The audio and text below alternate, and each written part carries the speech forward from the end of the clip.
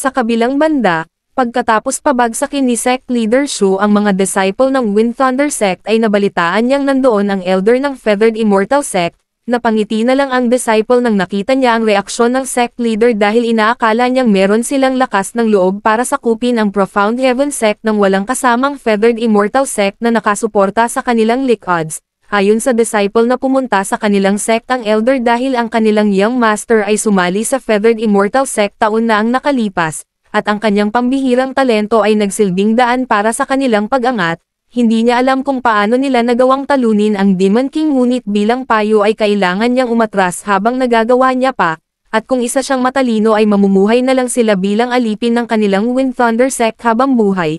Hindi pinakinggan ni sect leader Shu ang walang kabuluhan na pinagsasabi ng disciple at kaagad sinabihan ang mga kasamahan na kailangan na nilang umalis para iligtas ang buhay ni Yejin mula sa kamay ng Wind Thunder sect. Kahit sa tingin ni Chenzo na magagawang talunin ni Yejin ang Feathered Immortal sect at sinabihan siya ni Zhao na masyado itong imposible dahil ang kanilang elder ay Ense Divine Transformation Stage at para sa kanila ay isang langgam lamang ang mga nascent soul cultivator. Ayon sa sect leader na kahit ipalit niya pa ang kanyang buhay ay ililigtas niya si Yejin para sa kapakanan ng kanilang sect. Sa kabila, habang nakangiti si Yejin ay pinagtawanan siya ng lahat dahil nagawa niya pang umit sa bingit ng kamatayan at sa tingin nila na masyado na siyang natatakot nang naramdaman niya ang aura ng elder. Sinabihan ng elder si Yejin na ang kanyang Profound Heaven sect ay isang langgam lamang para sa Feathered Immortal sect. Ngayong ginalit niya siya sa harap ng madaming tao ay aalisin niya sa mundo ang Profound Heaven sect kahit magmakaawa pa siya sa kanyang harap. Hindi natakot si Yejin sa banta na ginawa ng elder bagkus hinamon niya pa ito na atakihin siya. Pinagtawanan niya lang ang cultivation level ng elder at hinamon sa isang tunggalian na kung sino ang matatalo ay magiging isang alipin. Hindi na natiis ng elder ang pagiging mayabang ni Yejin kaya kaagad na siyang lumusab para umatake. Nakasigurado na si sect leader Yunhai na kapag namatay dito si Yejin ay mapupunta na sa kanyang kamay ang Profound Heaven sect. Ilang saglit ay nadetect na ng system ang atake mula sa kalaban na isang late stage ng Divine Transformation. Dahil dito ay tumaas na ang cultivation level ni Yejin at tinanong ang elder kung ito lang ang lahat ng kanyang kapangyarihan. Gulat na gulat ang elder nang nakita niyang parehas sila ng level ni Yejin at nagtataka kung paano ito naging posible na ang walang kwentang Profound Heaven sect ay may isang nakatagong halimaw. Sa lugar na ito, kahit ang isang nascent soul cultivator ay masyadong mahirap mahanap lalong-lalo na ang isang Divine Transformation. Ang ikinakagulat pa ng lahat na sa murang edad ni Yejin ay naabot niya na ang ganitong kapangyarihan. Habang kinakabahan na ang sect leader kung ano ang gagawin ay sinabihan siya ng elder na wag matakot dahil isa pa rin siyang elder ng Feathered Immortal sect mula sa Qing province kaya ang kanyang teknik ay lampas sa anumang bagay na iniisip ni Yejin. Pinakyo lang ni Yejin nang sinabi ng elder na mas malakas ang kanyang teknik. Nagalit ang elder sa lakas ng loob ni Yejin at ikinumpara ang kapangyarihan ng kanyang sect sa isang Feathered Immortal sect. Nilabas na ng elder ang top-tier Earth grade technique at naglabas ng matinding pressure. Tulad ng inaasahan ng karamihan ay masyadong malakas ang kapangyarihan ng mga tao sa Feathered Immortal sect na malayong-malayo para sa kanila. Sinabihan ng elder si Yejin na isang karangalan para sa cultivator mula sa walang kwentang sect ang mamatay sa kanyang kamay. Nginitian lang ni Yejin ang top-tier Earth grade technique ng elder at sinabihan na isa lamang itong katatawanan. Pagkatapos nito ay ginamit na ni Yejin ang Human King Seal para ipakita sa elder ang agwat ng kanilang lakas. Nagulantang ang lahat sa kapangyarihan ni Yejin at nagtataka kung anong grade ang ginamit niyang teknik, ngunit isa lang ang sigurado sila na lampas ito sa Heaven grade at Sovereign grade. Mula sa nakakatakot na atake ni Yejin ay sinubukan itong pigilan ng elder at nagmakaawa kay Yejin na wag siyang patayin sa pangalan ng Feathered Immortal sect. Isa lang ang naging sagot ni Yejin na papatayin niya ang kahit sino man natatayo sa kanyang daan. Binalaan ng elder si Yejin na kapag namatay siya dito ay makatanggap ng pagkalipol ang Profound Heaven sect. Pinagtawanan lang ni Yejin ang pagbabante ng elder at tuluyan niya na siyang pinatay na parang isang langgam sa kamay ng walang kapantay na kapangyarihan. Ngayong wala na ang elder ay nagmakaawa si sect leader Yunhai na nagkaroon lamang sila ng hindi pagkakaunawaan at nangako na handang sumunod sa kanyang mga utos ang Wind Thunder sect. Nagmakaawa rin ang ibang miyembro ng Wind Thunder sect at tinawag siya bilang Divine Lord. Nagalit si sect leader Yunhai nang sinabi ni Yejin na hindi sila karapat-dapat na sumunod sa kanya at binatid na ang kanyang anak ay nakatadhana na maging isang immortal. Dagdag pa ng sect leader na ang kanyang anak ay kasalukuyang personal disciple sa ilalim ng Feathered Immortal sect elder at tinanong kung handa siyang kalabanan ang ganitong kapangyarihan. Pumabor lang kay Yejen ang sinabi ng sect leader na tinadana ang kanyang anak na maging isang immortal. Nilinaw ni Yejen sa lahat na kapag may kumalaban sa kanilang sect ay buburahin niya silang lahat sa mundo at isa na dito ang Wind Thunder sect. Maya-maya ay ginamit na ni Yejen ang King Seal at bago tuluyang mawala sa mundo ay binyantaan siya ng sect leader na magbabayad siya sa kamay ng kanyang anak. Hindi naman makapaghintay si Yejen na dumating na ang araw na makita niya ang kanyang anak para makuha ang cultivation level nito. Mula sa taas ay nakita na ni Yejen si sect leader Shu na nagmamadali na kunin siya para bumalik ng kanilang sect dahil narinig niyang dumating ang elder mula sa Feathered Immortal sect. Laking pasasalamat ng sect leader na naabutan nila siya dito upang pigilan ang sakuna na munting nang mangyari. Nagulat ang sect leader nang nabalitaan niyang pinatay na ni Yejen ang elder at napapaisip kung paano niya ito nagawa sa isang divine transformation. Tulad ng inaasahan ni Chenzo ay tama ang kanyang naging hula kanina na magagawa ni Yejen ang lahat. Pagkatapos ng kanilang pag-uusap ay sinabi na ni Yejen sa kanila na isa rin siyang divine transformation at inutusan na simulan ng kunin ang lahat ng kayamanan ng Wind Thunder sect para dalhin sa kanilang sect. Sa kanilang paglilibot ay nakita ni Elder Zhao ang Nascent Soul Pill at binigay sa sect leader dahil kapag magagawa niya ng makaakyat sa Nascent Soul ay magsisimula ng lumakas ang kanilang Profound Heaven sect. Maya-maya ay na-detect ng system ang isang potensyal na disciple na True Immortal Demon Sect Master sa loob ng 100 kilometro at tinanong ang host kung gusto niya siyang kunin dahil kapag nagtagumpay siyang gawin ito ay makakatanggap siya ng gantimpala. Namangha si Yejen nang nakita niya ang bagong misyon ng system at sa pagkakataong ito ay kailangan niyang ma-recruit na maging disciple ang isang True Immortal Demon Sect Master. Kapag nagtagumpay siyang gawin ito at gamitin ang kanyang Golden Finger ay magagawa niyang makaakyat ng immortality sa lalong madaling panahon. Ngayon ay hindi lamang ang Wasteland ang sasakupan niya kundi pati na rin ang Qing Province. Ayon kay Chenzo na kahit nagawa nilang talunin ang Wind Thunder sect ay nagkaroon sila ng mas malakas na kalaban at ito ang Feathered Immortal sect na masyadong makapangyarihan kumpara sa Profound Heaven sect. Sumang-ayon rin ang naging tingin ng sect leader na masyadong mahirap para sa kanila na harapin ang Feathered Immortal sect. Sinabihan niya si Yejen na wag sayangin ang kanyang hinaharap sa Wasteland at simulan ng pumunta sa Eastern Region para magpalakas pa ng husto. At sa oras na dumating na dito ang Feathered Immortal sect ay sila na ang bahala kahit kapalit pa ang kanilang buhay. Dagdag pa ng sect leader na hanggat nabubuhay siya sa Eastern Region ay may pagkakataon pa rin ang Profound Heaven sect na bumangon. Ganun rin ang sinabi ng dalawang elder dahil hindi nila matatanggap kapag namatay ang nag-iisang genius ng kanilang sect sa Wasteland. Bukod sa mga elder ay sinabihan rin siya ng mga disciple na ang kanyang kapangyarihan ay kailangan nasa Eastern Region para ipagmalaki at sila na ang bahala para pigilan ang Feathered Immortal sect. Namangha si Yejen sa pag-iisa ng sect ngunit kahit ano pa ang mangyari ay hindi niya sila iiwan dahil meron na siyang plano bago pa mangyari ang lahat. Sinabihan ni Yejen ang sect leader na kailangan niya nang umalis dahil meron pa siyang bagay na kailangan gawin kaya iiwan niya muna sa kanya ang pagmina ng mga kayamanan ng Wind Thunder sect. Sa kabila, habang tumatakbo ang isang cultivator ay pinagkakamalan siya ng matandang humahabol sa kanya bilang babae.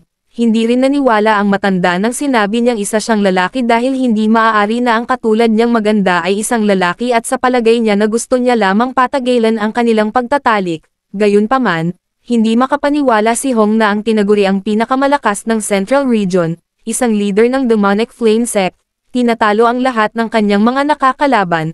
Isang True Immortal Realm Foundation, pinapamunuan ang cult na may makapangyarihan na elder at libo-libong tao sa kanyang kamay, ngunit ngayon ay pinagtulungan siya ng kanyang mga kalaban at winasak ang kanyang sect, at para makatakas ay kailangan niyang sirain ang kanyang cultivation, at ngayon ay hinahabol siya ng isang matandang uhugan. Sa patuloy niyang pagtakbo ay inatake na siya ng matanda at sinubukan itong pigilan, nagtagumpay siyang iwasan ang atake ng matanda ngunit nagtamo pa rin siya ng kaunting sugat. Nangamba ang matanda at napapatanong kung paano nagawang pigilan ng isang foundation stage ang atake ng isang late golden core level. Sa tingin niya na isa siyang posbong na prodigy mula sa major sect at nandito para makakuha ng karanasan. Maya-maya ay nagawa niya ng lapitan si Hong at sinabihan na wag nang pumalag dahil magiging mabilis lang ang gagawin nila. Sa sobrang inis ni Hong ay pinakita niya ang kanyang dibdib sa matanda upang ipamuka na isa siyang lalaki at hindi babae. Nagulat ang matanda sa nakita at hindi makapaniwala na lalaki ang hinahabol niya buong araw. Ngayong nagpakilala na si Hong bilang lalaki ay sinabihan niya na ang matanda na wag siyang sundan, ngunit biglang tinaas ng matanda ang kanyang kamay at nagsalita na maaari pa rin silang magtalik kahit parehas silang lalaki. Nang narinig ito ni Hong ay kaagad siyang naglabas ng matinding pressure dahil hindi siya makapaniwala sa sinabi ng matanda na kahit parehas silang lalaki ay hindi pa rin siya papawat, mas gugustuhin niya pang sirain ang kanyang core kaysa hayaan siyang gawin ang bagay na gusto niyang gawin. Nagulat ang matanda nang nakita niya ang nakakatakot na kapangyarihan na nilalabas ni Hong at hindi makapaniwala na isa lamang siyang foundation stage. Dahil hindi naging maganda ang kanilang pag-uusap ay wala nang nagawa si Hong kundi ilabas ang natitira niyang lakas para talunin ang matanda. Sa huli ay tuluyan nang nawala ang matanda ngunit nagkaroon ito ng matinding epekto sa kalagayan ni Hong dahil ang kanyang core ay muntik nang mawala. Ngayon ay kailangan niya munang maghanap ng ligtas na lugar para magtago at magpalakas ng pansamantala bago pag-isipan ang susunod na gagawin. Sa kasamaang palad ay hindi pa dito natatapos ang lahat nang biglang dumating ang isa pang matanda at nakita niya ang lahat ng pangyayari. Sinabihan niya si Hong na wag matakot dahil napadaan lamang siya sa kagubatan at hindi katulad ng isang bastos na pinatay niya kanina. Nang nakapagdesisyon na silang tigilan ang isa't isa ay biglang lumapit ang matanda upang kunin ang mga sekreto na tinatago niya. Gamit ang abilidad ng matanda ay susubukan niyang hanapin kung bakit marami siyang makapangyarihan na divine abilities. Hindi makapaniwala si Hong na ginamit ng matanda ang pagkakataong ito para atakihin siya at napagtanto na malabo niya nang makamit ang paghihiganti. Mula sa bingit ng kamatayan ay biglang dumating si Yejen sa kalangitan upang iligtas si Hong. Nagulat ang matanda nang nakita niya ang isang nascent soul sa kanyang harap at napapaisip kung ano ang ginagawa ng isang katulad niya sa dulo ng kagubatan. Dahil hindi siya nagtagumpay na makuha ang mga sekreto ni Hong ay binigay niya na lamang ito kay Yejen para makaalis ng ligtas. Sa kasamaang palad ay hindi nakaramdam ng awa si Yejen sa katulad niyang langgam at pinatay ng walang alinlangan. Hindi makapaniwala si Hong na pagkatapos niyang makalaban ang Golden Core ay dumating naman ang isang nascent soul at napapatanong kung may galit sa kanya ang kapalaran. Sa nakitang sitwasyon ni Yejen ay inaakala niya na isang demonic cult leader si Hong at isang true immortal ngunit pinagtataka niya kung bakit isa lamang siyang foundation stage na malapit ng mamatay. Upang maniwala si Yejen ay binuksan ng system ang impormasyon ni Hong at nakitang totoo ang lahat ng ito na isa siyang demonic flame cult leader at isang true immortal cultivator. Pinagmasdan ni Yejen ang katawan ni Hong at napagtanto na kahit sino ay mapapagkamalan siyang babae dahil mas maganda pa siya sa totoong babae. Ngunit kahit nasa foundation stage lamang siya ngayon ay sigurado si Yejen na mula sa kanyang talento at karanasan ay mabilis lamang para sa kanya na lumakas sa mabilis na paraan. Kaya hindi rin masama kung kukunin niya siya bilang disciple. Ngayong nakita na ni Yejen ang potensyal ni Hong ay inalok niya ito na maging disciple. Ikinagulat ni Hong ang naging tanong ni Yejen hanggang sa naisip niyang nandito lamang siya para sa kanyang sikreto. Para kay Hong ay hindi na bago ang ganitong sitwasyon at nalulungkot para kay Yejen dahil hindi niya alam ang panganib na pinapasok niya. Noong araw, ang katulad niyang mga nascent soul ay hindi nagagawang makapasok sa outer circle ng flame sect kaya hindi siya makapaniwala na gusto niya siya tawagin bilang master. Habang tinitignan ni Yejen ang mukha ni Hong ay napansin niyang hindi ito masaya na maging disciple niya.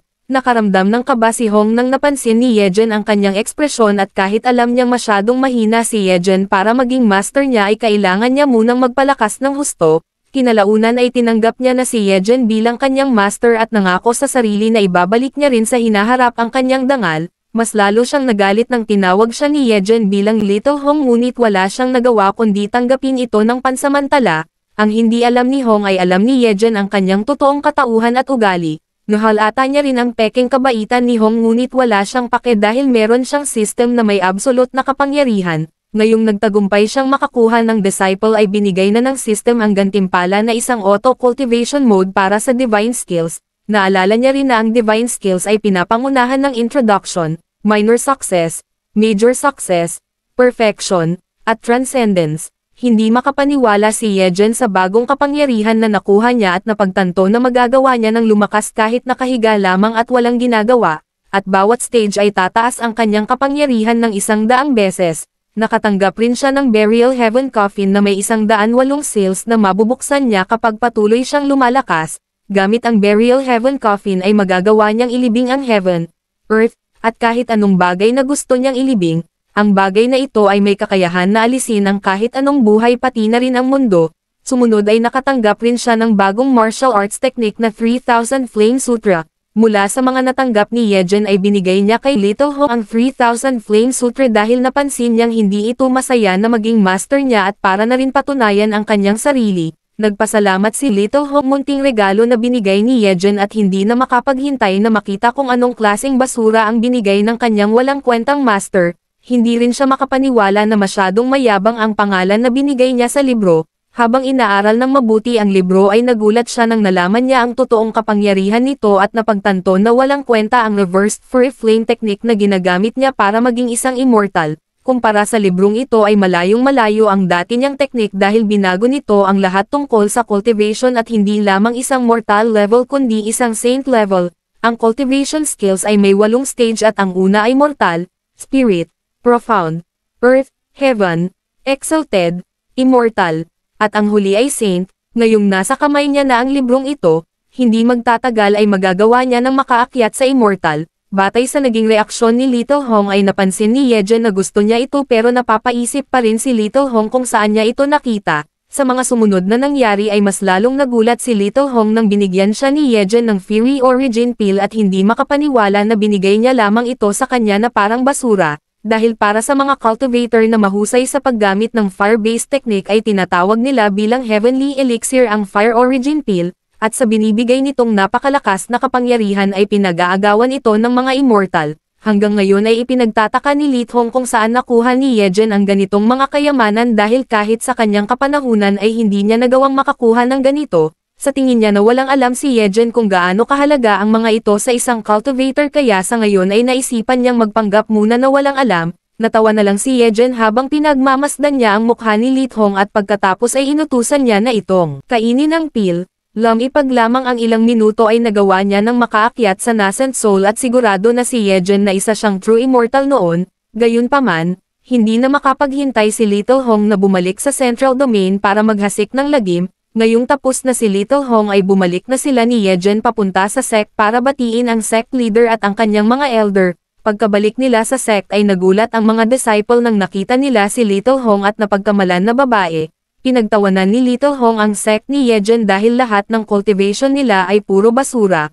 Pinakilala siya ni Yejen sa sect leader bilang bagong disciple na natagpuan niya sa daan. Nagulat ang sect leader sa balitang narinig pati na ring si Elder Chenzo dahil kumuha siya ng isang babaeng disciple. Nilapitan ni Little Hong si Chenzo para sabihin na isa siyang lalaki at hindi babae. Nakaramdam ng kaba si Chenzo nang naramdaman niya ang nakakakilabot na pressure ni Little Hong at nakita na isa siyang nascent soul. Kinutongan ni Yejen si Little Hong at sinabihan na magpakita ng respeto sa bago niyang senior sister. Tinanggap ni Little Hong ang ginawa ni Yejen at nangako na kapag naabot niya na ang Divine Transformation Realm ay maghihiganti siya sa kahihiyang ito. Ngayong nagkakilala na silang lahat ay nagpaalam na si Yejen sa lahat na dadalhin niya si Little Hong sa Misty Peak para magsanay. Gayunpaman, hindi makapaniwala ang sect leader pati ang elder na nagawa niyang makakuha ng isang nascent soul na disciple sa loob lamang ng kalahating araw.